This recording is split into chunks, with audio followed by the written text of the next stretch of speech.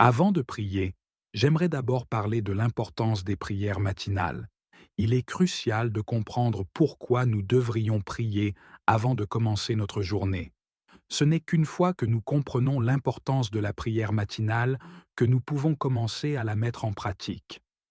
Toutes les prières ne sont pas efficaces, mais la prière privée est récompensée.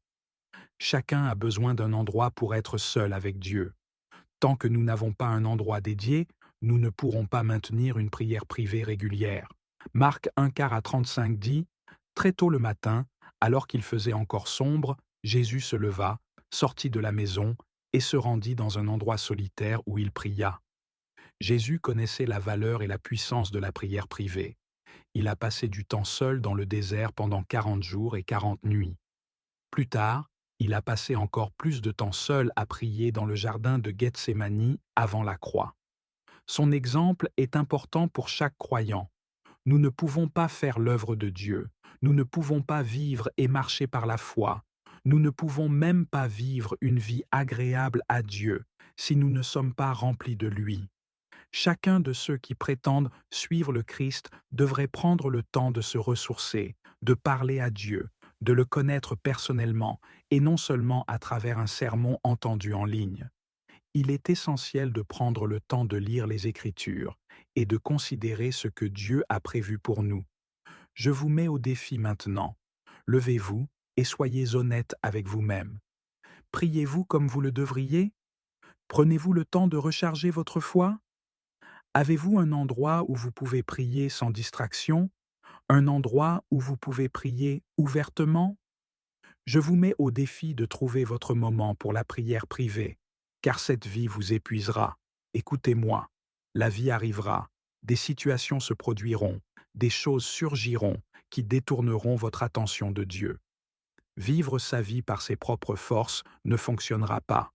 Nous avons besoin de Dieu. Nous avons besoin du Saint-Esprit pour éviter la fatigue et l'épuisement. Nous avons besoin de lui pour ne pas nous lasser. Passer du temps avec Dieu maintient notre attention sur lui et non sur nous-mêmes. Je crois que le meilleur moment pour prier en privé est le matin. C'est à ce moment-là que nos esprits sont frais et nos esprits libres, que nos corps sont reposés, avant que les soucis et les distractions de la journée ne prennent notre attention.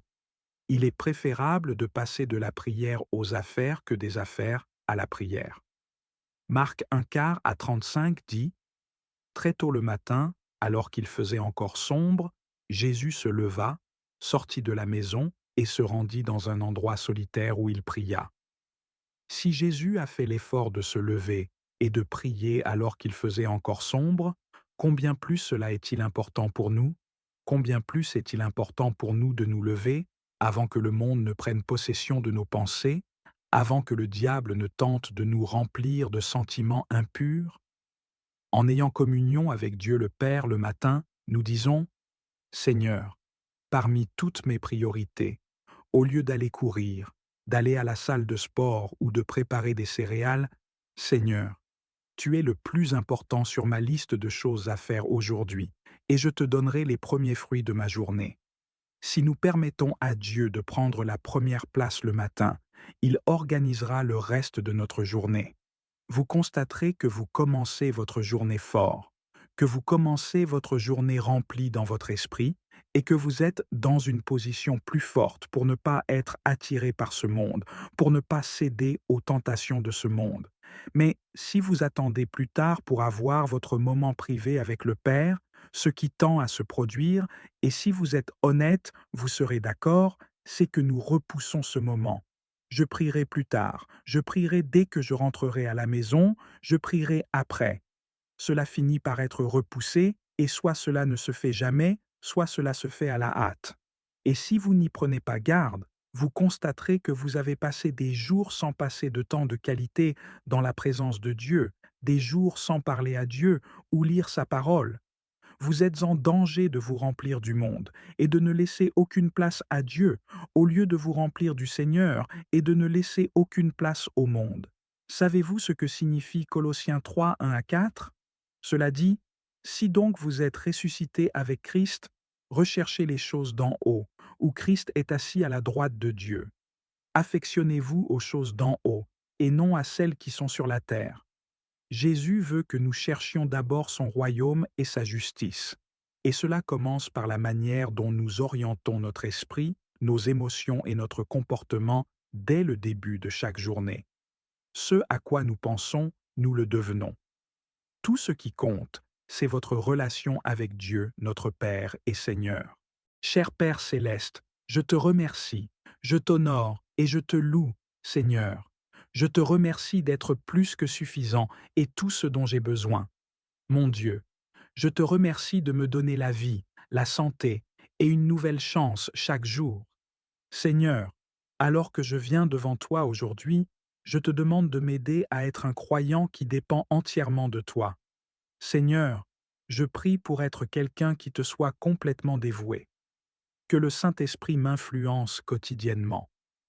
Éphésiens 5, 1 à 2 dit: Devenez donc les imitateurs de Dieu, comme des enfants bien-aimés, et marchez dans l'amour, à l'exemple de Christ, qui nous a aimés et qui s'est livré lui-même à Dieu pour nous comme une offrande et un sacrifice de bonne odeur. Seigneur Jésus, mon désir est de t'imiter.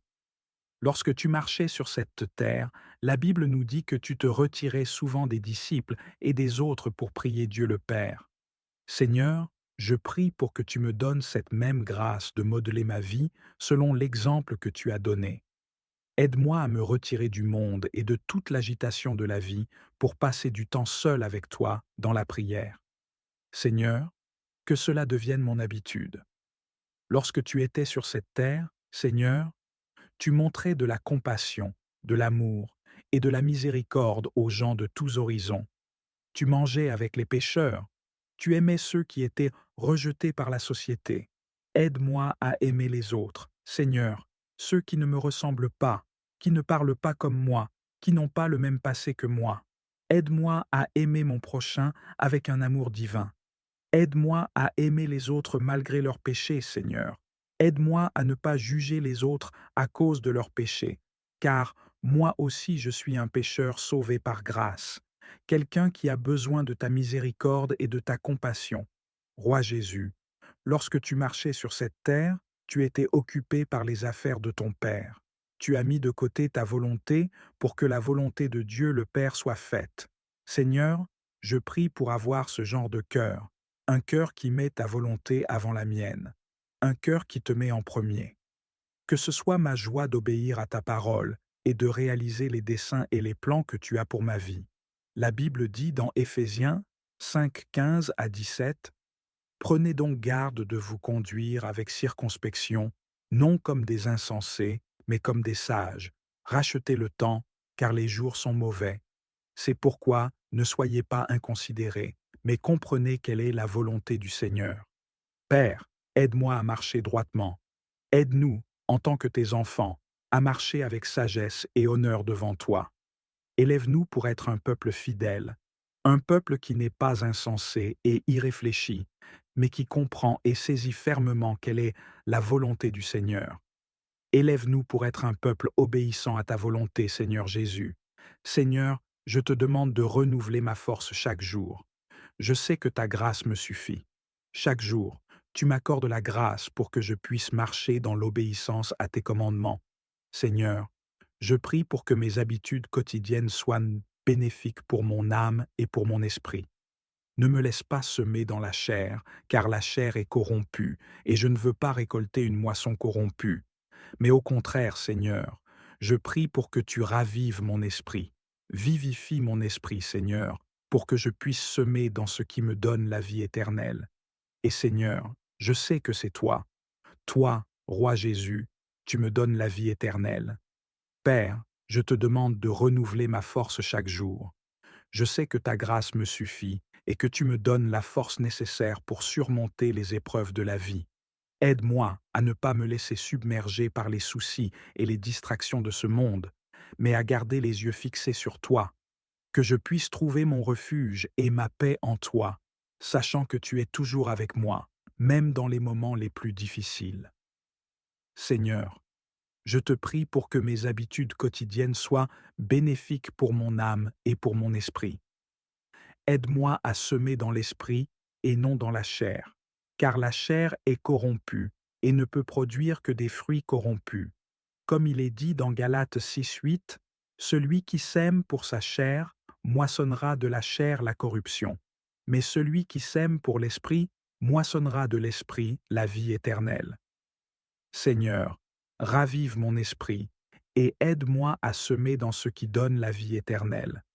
Aide-moi à montrer de la compassion, de l'amour et de la miséricorde à ceux que je rencontre, tout comme tu l'as fait lorsque tu étais sur cette terre. Que je puisse aimer mon prochain comme tu m'as aimé, sans jugement ni préjugé.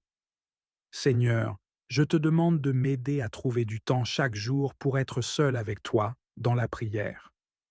Comme il est dit dans Marc 1er 35, très tôt le matin, alors qu'il faisait encore sombre, Jésus se leva, sortit de la maison et se rendit dans un endroit solitaire où il pria.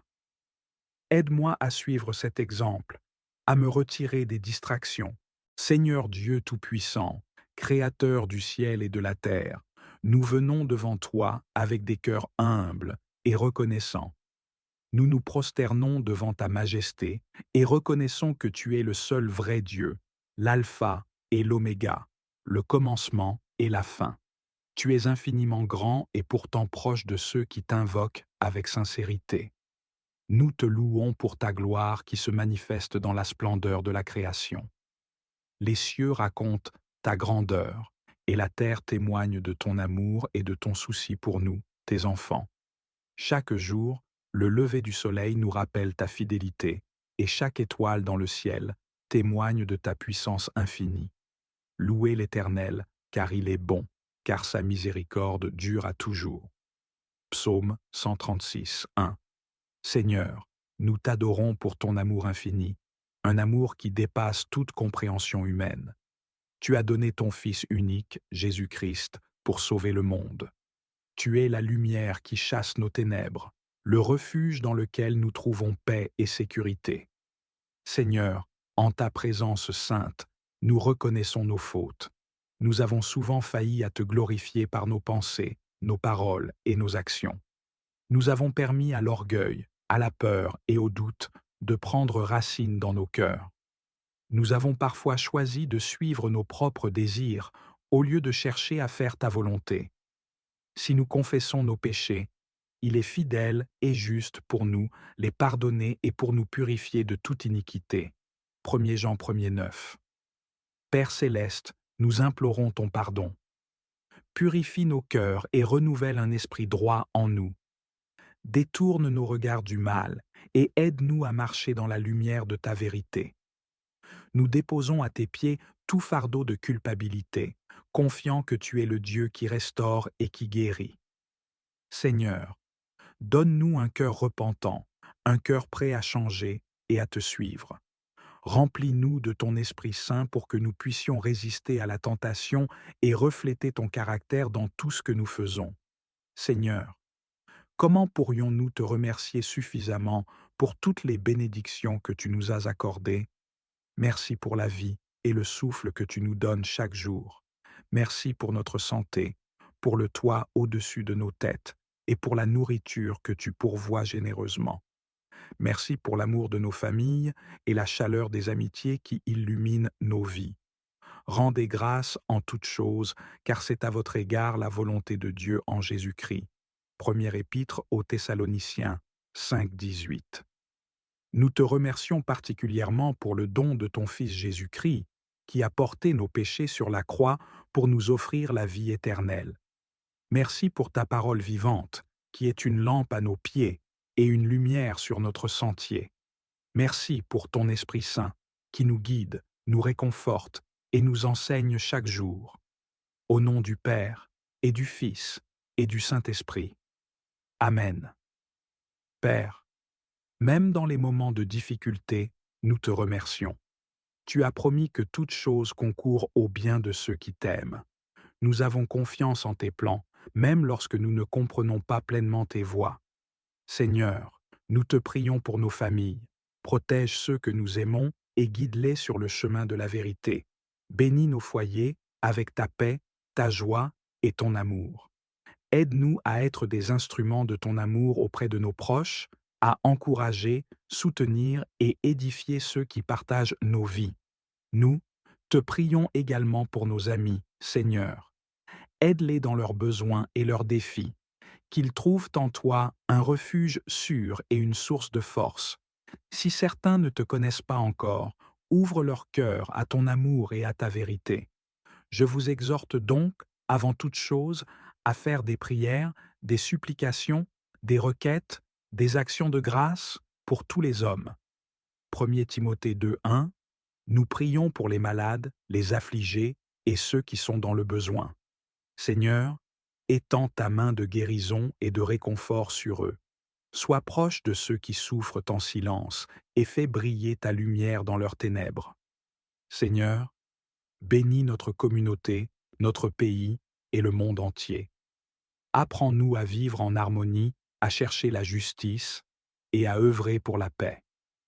Conduis nos dirigeants avec sagesse et intégrité, afin qu'ils prennent des décisions qui honorent ton nom. Seigneur, nous avons besoin de toi pour chaque décision que nous prenons. Guide nos pas, éclaire nos pensées et aide-nous à discerner ta volonté. Nous savons que tes plans pour nous sont bons et parfaits, même lorsque nous ne les comprenons pas. Confie-toi en l'Éternel de tout ton cœur et ne t'appuie pas sur ta sagesse. Reconnais-le dans toutes tes voies et il aplanira tes sentiers. Proverbes 3:5-6. Seigneur, aide-nous à mettre de côté nos propres ambitions et à te suivre avec humilité et confiance. Enseigne-nous à te faire confiance, même dans les moments d'incertitude. Remplis-nous de ton esprit pour que nous puissions marcher dans la vérité et glorifier ton nom.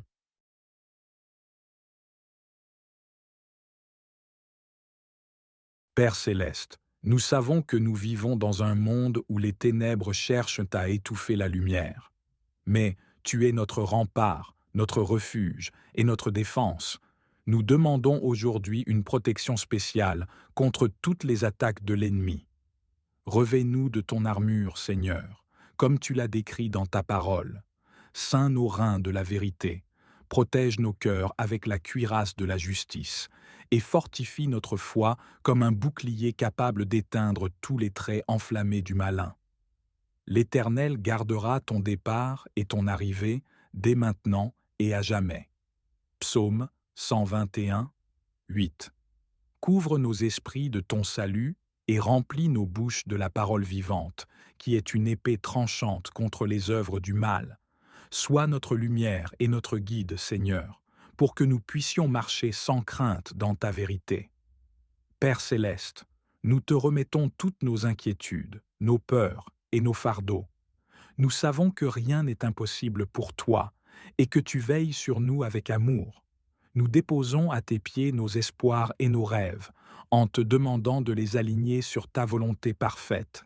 Seigneur, donne-nous la paix qui surpasse toute compréhension.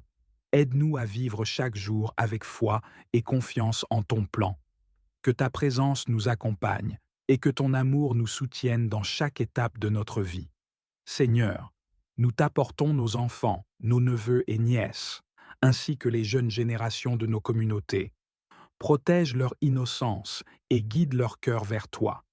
Dans un monde rempli de distractions et de tentations, donne-leur un amour profond pour ta parole et une soif inextinguible de ta présence. Fais d'eux des porteurs de lumière, des ambassadeurs de ton royaume et des défenseurs de la vérité. Aide-nous, en tant qu'adultes, à leur montrer un exemple de foi vivante et à être des guides fiables sur le chemin de la justice. Nous te remercions pour la famille de foi que nous avons, pour ceux qui prient avec nous et pour nous. Merci pour chaque bénédiction, grande ou petite, que tu as placée sur notre chemin aujourd'hui. Seigneur, tu es notre refuge et notre force, une aide toujours présente dans la détresse. Nous t'adorons et te louons pour tout ce que tu es et pour tout ce que tu fais. Nous déclarons avec foi que tu es le Dieu de l'impossible, le Dieu qui pourvoit, le Dieu qui sauve. Marie, toi qui as gardé chaque parole et chaque acte de Dieu dans ton cœur, enseigne-nous à faire de même. Aide-nous à cultiver l'humilité dans nos vies et à accepter les épreuves avec patience et confiance. Montre-nous comment avancer avec une foi solide, même lorsque nos prières semblent rester sans réponse. Mon âme exalte le Seigneur, et mon esprit se réjouit en Dieu, mon Sauveur. Luc 1er, 46-47.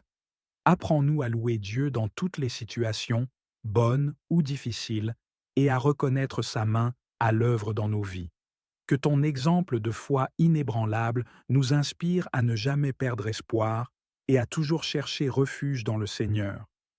Bienheureuse Vierge Marie, toi qui as su répondre oui à l'appel de Dieu avec une confiance parfaite, inspire-nous à faire de même.